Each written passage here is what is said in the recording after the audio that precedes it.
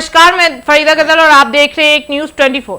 बात कर रहे हैं प्रधानमंत्री नरेंद्र मोदी के मन की बात के 125वें संस्करण की, जहां प्रधानमंत्री ने एक बार फिर से देशवासियों से सीधा संवाद साधा और कई अहम मुद्दों पर अपनी बात रखी। सबसे पहले प्राकृतिक आपदाओं का जिक्र करते हुए उन्होंने कहा कि इस समय देश लगातार परीक्षा से गुजर रहा है। कहीं बाढ़ है, कहीं भूस्खलन है, कहीं बादल फटने से जनजीवन अस्त व्यस्त है। हजारों परिवारें बेघर हुए हैं, पुल बह गए हैं, फसलें चौपट हो गई हैं और कई लोगों ने अपने मकान खोया है। प्रधानमंत्री ने गहरी संवेदना व्यक्त करते हुए कहा है कि इस दुख की घड़ी में हर भारतीय इन परिवारों के साथ खड़ा है और देश एकजुट होकर राहत बचाव कार्य में जुटा हुआ है। उन्होंने आपदा राहत कर्मियों और जवानों की बहादुरी को भी सराहना की, जो बिना थके बिना रुके दिन रात लोगों की जान बचाने में लगे हुए हैं।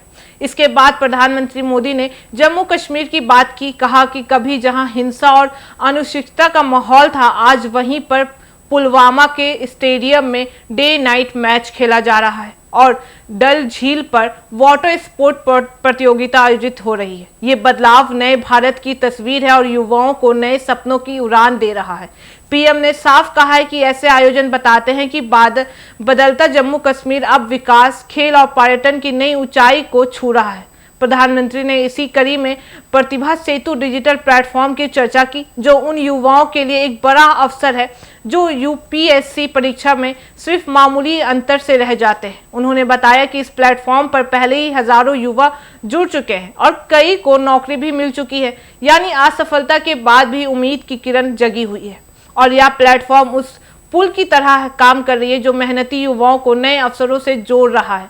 इसके साथ ही उन्होंने मध्य प्रदेश के शहडोल जिले का एक जिक्र भी किया, जहां फुटबॉल को लेकर एक पूरा गांव पहचान बना चुका है।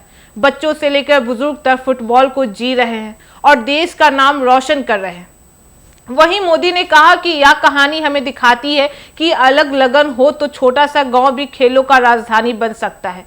इसी तरह उन्होंने किसानों का जिक्र भी किया, जो सौर ऊर्जा का उपयोग कर खेती को आसान और सस्ती बना रहे हैं। सौर ऊर्जा से ग्रामीण भारत को रोशनी दे रहे हैं, बिजली के खर्च को कम किया जा रहा है और किसानों की आय बढ़ाई जा रही है। प्रधानमंत्री ने यह भी कहा कि गांव-गांव में संवलन और आत्मनिर्भरता की नई कहानियां लिखी जा रही हैं। आखिर में उन्होंने त्योहारों की चर्चा भी की और सीधा संवेद किया कि उपहार वही है जो भारत में बने हों। उन्होंने कहा कि त्योहारों का मौसम न केवल खुशियों का मौसम है, बल्कि यह वोकल फॉर लोकल का संदेश भी मजबूत करता है। जब हम स्वदेशी उत्पाद खरीदते हैं तो यह न केवल हमारे कारीगरों और छोटे व्यापारियों की मदद करता है, बल्कि देश की अर्थव्यवस्था को भी मजबूती देता है।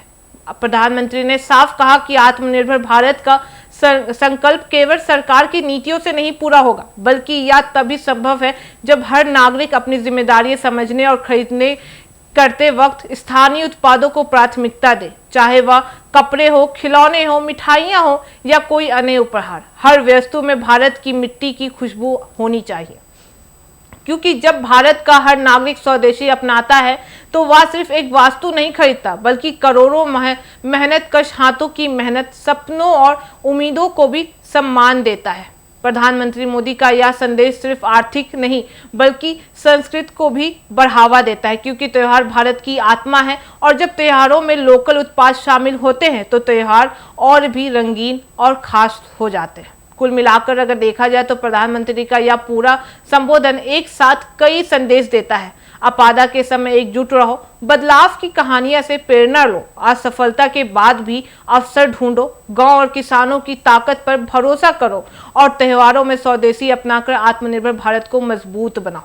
और यही वजह है कि मन की बात का असली सार सकारात्मक आत्मनिर्भरता और सहमुख शक्ति पर भरोसा। तो ये था प्रधानमंत्री मोदी का संदेश, साफ है, जिसमें उन्होंने बताया कि चुनौतियों से लड़ो, अवसरों को अपनाओ और त्योहारों में स्वदेशी का सम्मान करो, क्योंकि आत्मनिर्भर भारत ही सशक्त भारत की सबसे बड़ी पहचान है। तो ये थी आज की बड़ी खबर। बाकी इस मामले पे आपकी क्या राय है हमें कमेंट करके जरूर बताओ। ऐसी तमाम खबरों के लिए देखते रहे एक न्यूज़ 24। हर खबर सबसे पहले सबसे सटीक। वीडियो को लाइक करें, शेयर करें और चैनल को सब्सक्राइब करना ना भूलें। धन्यवाद।